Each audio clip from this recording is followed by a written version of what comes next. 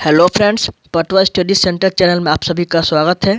आज फिर एक नए टेस्ट सीरीज 12 लेकर आया है जो बीएसएससी के लिए काफ़ी इम्पोर्टेंट है। चलिए आज का हम पहला प्रश्न देखते हैं। तो आज का हमारा पहला प्रश्न है कि मौर्यकालीन इतिहास के महत्वपूर्ण साक्ष्य बिहार में कहाँ से प्राप्त हुए थे। तो बिहार में कुम्हार जी से प्राप्त हुए थे।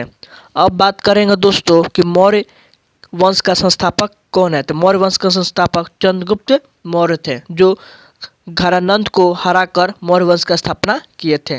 चंद्रगुप्त मौर्य के ही दरबार में कौटिल्य रहते थे, जो अर्थशास्त्र नामक पुस्तक लिखे थे। मौर्य वंश का राजधानी पाटलिपुत्र थी। चलिए नेक्स्ट क्वेश्चन की ओर चलते हैं। तो हमारा अगला क्वेश्चन है कि दो विशाल भूभाग को जोड़ने वाली भूमि की छोटी पट्टी कहलाती है।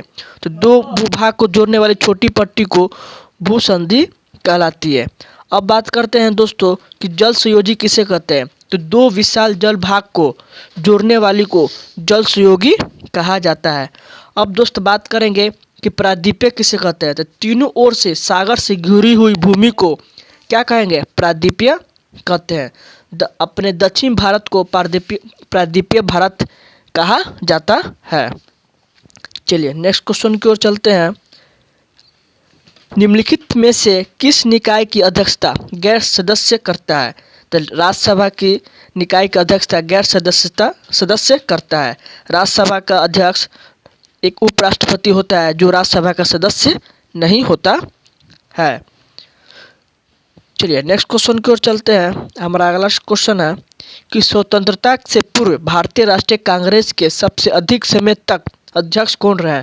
तो सबसे अधिक समय तक अध्यक्ष मौलाना अबुल कलाम आज़ाद रहे, क्योंकि मौलाना अबुल कलाम आज़ाद 1940 से 1945 के बीच में रहे, क्योंकि इसके बीच कांग्रेस का कोई भी अधिवेशन नहीं हुआ था।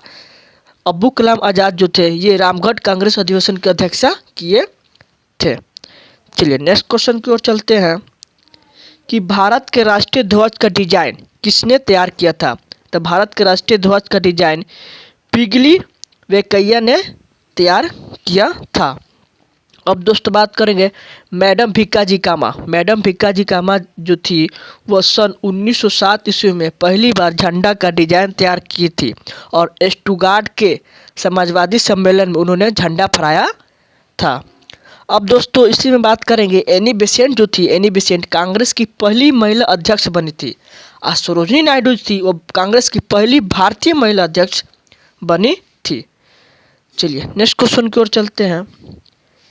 हमारा क्वेश्चन है कि किस संगठन ने प्रदूषणकारी वस्तुओं के आयात पर विश्व की पहली CO2 उत्सर्जन शुल्क लगाने की घोषणा की है। तो वह है यूरोपीय संघ ने। चलिए अगला क्वेश्चन देखते हैं कि विश्व का विख्यात तेल शोधक कारखाना अबदान कहाँ स्थित है। तो ये जो अबदान जो है वह इराक में स्थित है। अब दोस्तों बात करेंगे ओपेक एक संगठन है जो तेल शोधक जो तेल से संबंधित है। ओपेक जो है, ओपेक इसकी स्थापना सन 1960 ईस्वी में हुआ था। ओपेक का मुख्यालय वियना में स्थित है। ओपेक का फुल फॉर्म क्या होता है। ओपेक जो OPEC, इसका फुल फॉर्म O फॉर होता है ऑर्गेनाइजेशन ऑफ, P फॉर होता है पेट्रोलियम, E फॉर होता है एक्सपोर्टिंग, C फॉर होता है कंट्री। ठीक है दोस्तों, चलिए नेक्स्ट क्वेश्चन की ओर चलते हैं कि हमारे संविधान में न्यायिक समीक्षा की धारणा किस देश के संविधान से ली गई है। तो न्यायिक समीक्षा की धारणा वो USA से लिया गया है। अब दोस्तों बात करेंगे इंग्लैंड से। इंग्लैंड से जो है वह संसदीय प्रणाली लिया गया है। कनाडा से हमारा संघीय प्रणाली लिया गया है। ऑस्ट्रेलिया से हमारा समवर्ती सूची लिया गया है। लेकिन भारतीय संविधान में सर्वाधिक जो भाग है वो भारत के अधिनियम 1935 से लिया गया है। चलिए नेक्स्ट क्वेश्चन की ओर चलते हैं कि भारत का संविधान किस तिथि को स्वीकार किया गया था। तो भारत का संविधान 26 नवंबर 1949 को स्वीकार किया गया था। इसको पूर्ण रूप से लागू 26 जनवरी 1950 को किया गया था। चलिए 26 नवंबर को हम लोग दोस्तों 26 नवंबर को हम लोग संविधान दिवस के रूप में मनाते हैं और 26 जनवरी को हम गणतंत्र दिवस के रूप में मनाते हैं। चलिए अगला क्वेश्चन की ओर चलते हैं। हमारा अगला क्वेश्चन है कि भारत में प्रधानमंत्री तब तक अपने पद पर रहता है जब तक उसे प्राप्ति लोकसभा का विश्वास रहता है। यह अनुच्छेद 75 के आधार पर प्रधानमंत्री लोकसभा का बहुमत दल का नेता होता है। चलिए अगला प्रश्न देखते हैं कि किस संविधान संशोधन द्वारा पंचायती राज व्यवस्था संस्था की संवैधानिक दर्जा प्रदान की गई है। तो 73वां संविधान संशोधन जो है वो पंचायती राज व्यवस्था से संबंधित है। और दोस्तों पंचायती दिवस 24 अप्रैल को मनाया जाता है। भारत में पंचायत त्रिस्तरीय पंचायत है जो कि बलवंत राय मेहता ने इसकी श्रेय जाता है। नेक्स्ट क्वेश्चन की ओर चलते हैं। हमारा अगला क्वेश्चन है कि निम्नलिखित में से कौन सी रचना महात्मा गांधी के साथ संबंधित नहीं है। तो दोस्तों बता दें माय एक्सप्रेस विथ ट्रूथ के लेखक महात्मा गांधी जी ही थे। हरिजन के भी लेखक महात्मा गांधी जी ही थे। अहिंद स्वराज के लेखक भी महात्मा गांधी जी ही थे। तो इसमें से क्या नहीं होगा, तो द होली फैमिली ये जो थे वह महात्मा गांधी द्वारा क्या होता है, संबंधित नहीं है। द होली फैमिली जो है कार्ल मार्क्स एवं फ्रेडरिक एगोला की पुस्तक है। अब दोस्तों इसी से संबंधित कुछ पुस्तक के नाम और उसके लेखक के नाम जानेंगे। मदर इंडिया जो पुस्तक है वह किसने लिखी थी, तो कैथरीन मेयो ने लिखी थी। मदर इंडिया पुस्तक के लेखक कौन है, तो कैथरीन मेयो ने लिखी थी। अब बात करेंगे रिपब्लिक नाम पुस्तक प्लेटो द्वारा लिखा गया है। अब बात करेंगे दोस्तों कि डिवाइन कॉमेडी के लेखक दाते हैं। चलिए नेक्स्ट क्वेश्चन की ओर चलते हैं। कह रहा है कि निम्नलिखित में से कौन सी पुस्तक श्री मुल्क राज आनंद की लिखी हुई है। कुली जो है मुल्क राज आनंद ने लिखी हुई है। द बाबा ट्रेड यूनियन मुल्क राज आनंद भी लिखी गई है। तो two leaves and a bird ये भी मुल्क राज आनंद द्वारा लिखी गई, इसलिए उपयुक्त सभी होगा। एक और दोस्तों बता दें दोस्तों कि डिवाइन लाइफ पुस्तक के लेखक कौन है, तो शिवानंद है। कौन है, तो शिवानंद है। डिवाइन लाइफ और वही बोल दे कि लाइफ डिवाइन पुस्तक के लेखक कौन है, तो अरविंद घोष है। ध्यान रखिएगा दोस्तों। नेक्स्ट की क्वेश्चन की ओर चलते हैं कि सेज का पूरा नाम क्या है। तो पहले बता दें दोस्तों कि सेज जो है इकोनॉमिक्स से संबंधित, इसलिए एस फॉर होता है स्पेशल, ई फॉर होता है इकोनॉमिकल और जेड फॉर होता है जोन, स्पेशल इकोनॉमिकल जोन होता है। नेक्स्ट हमारा है कि सार्क का पूरा रूप क्या है। तो सार्क का पूरा रूप south Asian association for regional cooperation होता है। सार्क जो है इसकी स्थापना 8 दिसंबर 1985 को हुआ था। कहाँ पे हुआ था, तो ढाका में हुआ था। लेकिन इसकी मुख्यालय कहाँ पे है, तो इसकी मुख्यालय काठमांडू में है। अब बात करते हैं एक और संगठन की जिसका नाम है एशियन। ये इसका पूर्ण रूप होता है दक्षिण पूर्व एशियाई राष्ट्रों का संगठन है। इसका मुख्यालय कहाँ पर है, तो इसका मुख्यालय इंडोनेशिया जकार्ता में स्थित है। इससे संबंधित कुछ और संगठन का और उसके मुख्यालय के नाम जानेंगे। तो पहला है हमारा सार्क का मुख्यालय कहाँ पे है, तो काठमांडू में है। दूसरा एशियन का मुख्यालय कहाँ पे है, तो जकार्ता में है। यूनेस्को का मुख्यालय कहाँ पे है, तो पेरिस में है। यूनेस्को का मुख्यालय कहाँ पे है, तो पेरिस में है। और नाटो के मुख्यालय कहाँ पे है, तो ब्रुसेल्स में है। चलिए नेक्स्ट क्वेश्चन की ओर चलते हैं। हमारा अगला क्वेश्चन है कि मानचित्र में पर्वत और पहाड़ को दर्शाया जाता है। तो मानचित्र में पर्वत और पहाड़ को लाल रंग में दर्शाई जाती है। ब्लू रंग में नदी और समुद्र को दर्शाई जाती है। और पीली रंग में ऊंचा स्थान को दर्शाया जाता है। चलिए नेक्स्ट क्वेश्चन की ओर चलते हैं। क्वेश्चन है 17 कि सिल्क रेशम का सबसे बड़ा उत्पादक देश कौन सा है। तो सिल्क देश का सबसे बड़ा उत्पादक देश चीन है। और रेशम का सबसे बड़ा निर्यात देश भी क्या है? चीन है। और दूसरा स्थान पर क्या होता है? दूसरा स्थान पर भारत आता है। रेशम उत्पादन में दूसरा स्थान पर हमारा भारत आता है। चलिए नेक्स्ट क्वेश्चन की ओर चलते हैं। नेक्स्ट क्वेश्चन है कि कारगिल अघोषित युद्ध के समय पाकिस्तान के प्रधानमंत्री कौन थे? तो कारगिल युद्ध के घोषित समय भारत के प्रधानमंत्री नवाज शरीफ थे। चलिए नेक्स्ट क्वेश्चन की ओर चलते हैं कि जंप बॉल शब्द निम्नलिखित में से किससे संबंधित है? तो जंप बॉल किससे संबंधित है? तो बास्केटबॉल से संबंधित है। जंप बॉल में प्रत्येक पक्ष में 5-5 खिलाड़ी होती है। 5 खिलाड़ी इस पक्ष तो 5 खिलाड़ी उस पक्ष में होती है। अब इससे संबंधित कुछ शब्दावली के बारे में जानेंगे। टी शब्द, जो टी शब्द जो है वह किससे संबंधित है? टी शब्द गोल्फ से संबंधित है। क्यू शब्द, क्यू शब्द जो है वह किससे संबंधित है? तो बिलियार्ड से संबंधित है। बटरफ्लाई शब्द, बटरफ्लाई शब्द जो है वह तैराकी से संबंधित है। नेक्स्ट चलते हैं। नेक्स्ट हमारा क्वेश्चन है कि उस अमेरिकी नागरिक आंदोलन कार्यकर्ता का नाम क्या है जिन्होंने प्रसिद्ध भाषण आई हैव ए ड्रीम दिया था?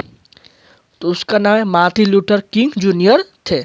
आई हैव ए ड्रीम नामक पुस्तक किसने लिखी? भाषण में किसने प्रसिद्ध है? तो मार्टिन लूथर द्वारा दिया गया है।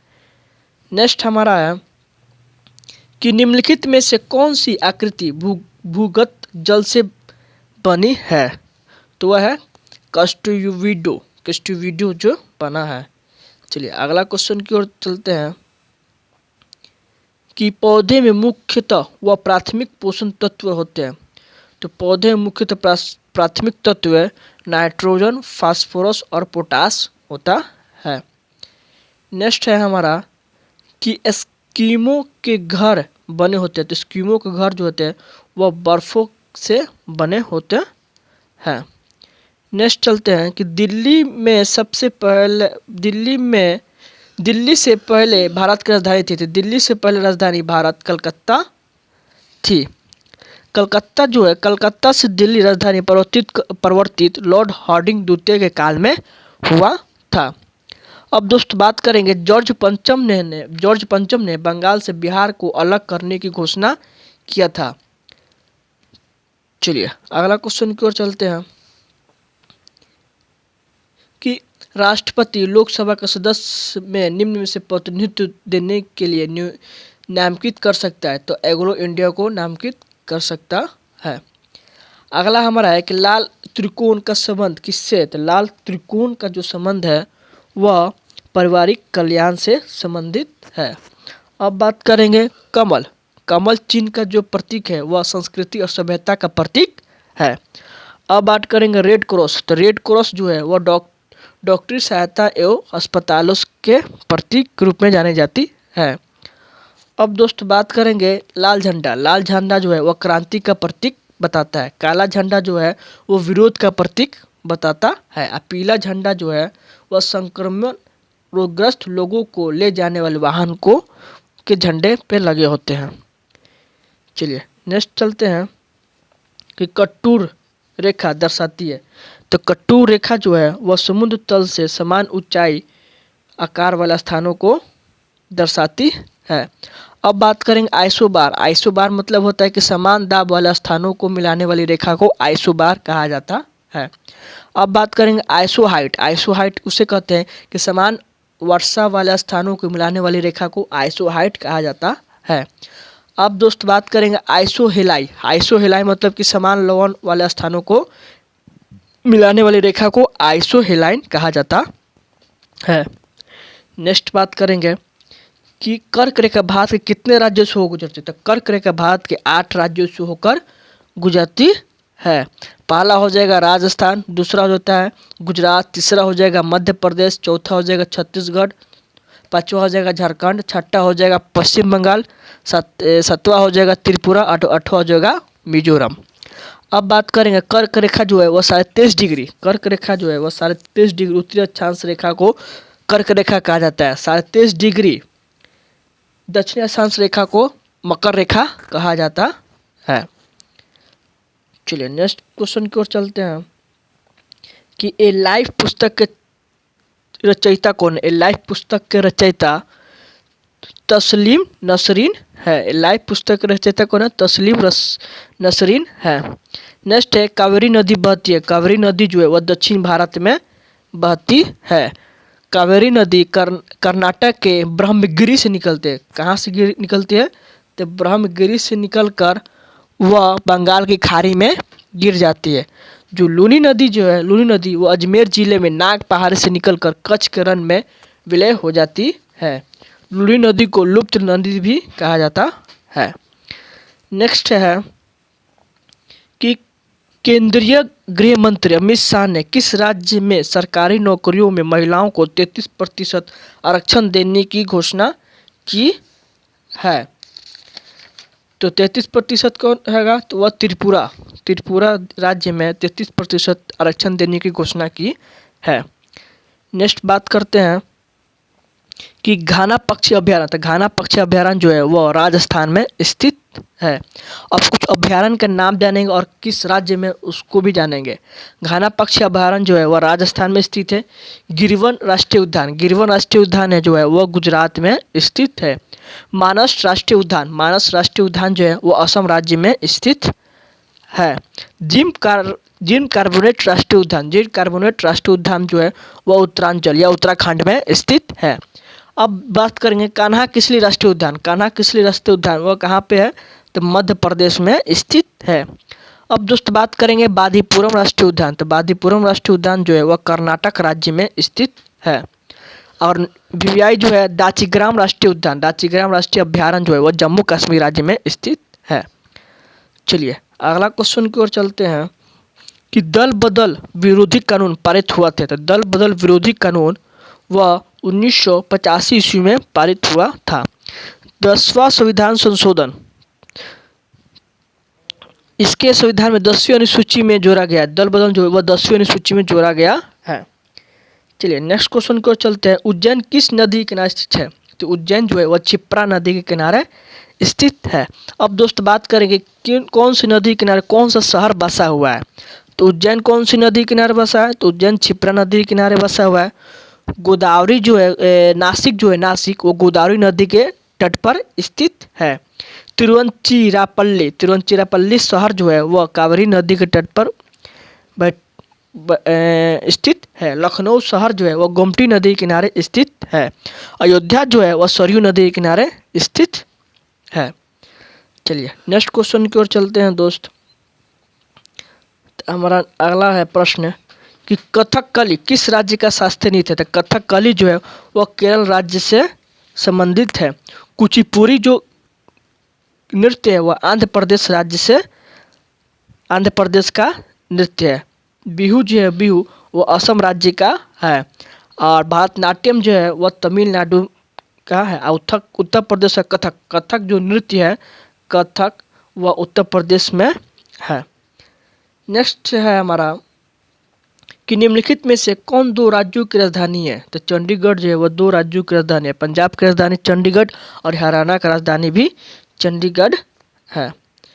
नेक्स्ट है हमारा कि मेगास्थनीज राजदूत था। तो मेगास्थनीज जो है वो सेलुकस निकोटस का राजदूत था। मेगास्थनीज ने एक पुस्तक लिखी थी, इंडिका नामक पुस्तक लिखी है। सेलुकस निकोटस ने मेगास्थनीज को चंद्रगुप्त मौर्य के दरबार में भेजा था। और चंद्रगुप्त द्वितीय के शासनकाल में फाहियान भारत आया था।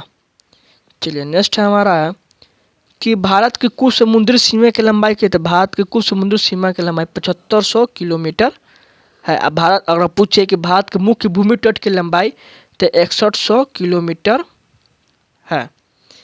चलिए नेक्स्ट हमारा है बुद्ध के बचपन का नाम है। तो बुद्ध के बचपन का नाम सिद्धार्थ था। बुद्ध जो थे वो शाक्य कुल के थे। एक बुद्ध भी एक क्षत्रिय वंश के थे। चलिए नेक्स्ट हम चलते हैं कि हिमालय की सबसे ऊंची पर्वत श्रेणी को कहा जाता है। हिमालय की सबसे ऊंची पर्वत श्रेणी को हम हिमाद्री कहते हैं। नेक्स्ट हमारा प्रश्न है कि कौन सा युग्म गलत है? तो कौन सा युग्म गलत है? तो यह है 4 दिसंबर। डी जो है 4 दिसंबर विश्व प्रकृति दिवस, यह क्या है? यह गलत है। 1 जुलाई को डॉक्टर दिवस मनाया जाता है, सही है। 23 जनवरी को नेताजी जयंती मनाया जाता है, ये भी सही है। 16 नवंबर को राष्ट्रीय प्रेस दिवस मनाया जाता है, ये भी सही हैं। आज बात करें कुछ इससे संबंधित दिवस के बारे में। तो 22 अप्रैल को पृथ्वी दिवस मनाया जाता है। 24 अप्रैल को पंचायती दिवस मनाया जाता है। विश्व स्वास्थ्य दिवस 7 अप्रैल को मनाई जाती है। नौसेना दिवस 4 दिसंबर को मनाया जाता है। चलिए नेक्स्ट चलते हैं। पृथ्वी का सबसे भीतरी परत कहलाता है। पृथ्वी की सबसे भीतरी परत क्रोट कहलाता है। नेक्स्ट है हमारा है कि मदर ऑफ इंडियन रिवॉल्यूशन किसे कहा जाता है। मदर ऑफ इंडियन रिवॉल्यूशन वह मैडम भीका जी को कहा जाता है। मैडम भीका जी कामा को कहा जाता है। चलिए नेक्स्ट चलते हैं कि भारत में भ्रष्ट घाटी का उदाहरण कौन सी नहीं है। तो वह गंडक नदी जो है वह नहीं है। बिहार और झारखंड का सबसे बड़ी परियोजना गंडक परियोजना है। नेक्स्ट चलते हैं कि साइलॉक नामक पत्र विलियम शेक्सपियर से लिखा गया है। तो वह है मर्चेंट ऑफ द वेनिस लिया गया है। अगला है कि इसरो द्वारा चंद्रयान 3 को कब प्रक्षेपित करने का लक्ष्य रखा गया है। तो वह लक्ष्य रखा गया है हमारा 2022। नेक्स्ट है हमारा कि भौतिक विज्ञान के क्षेत्र में 2021 में नोबेल पुरस्कार जीता गया है। तो वह उपयोग छवि ABC तीनों ने जो भौतिक के क्षेत्र में उनको नोबेल पुरस्कार मिला गया है। धन्यवाद।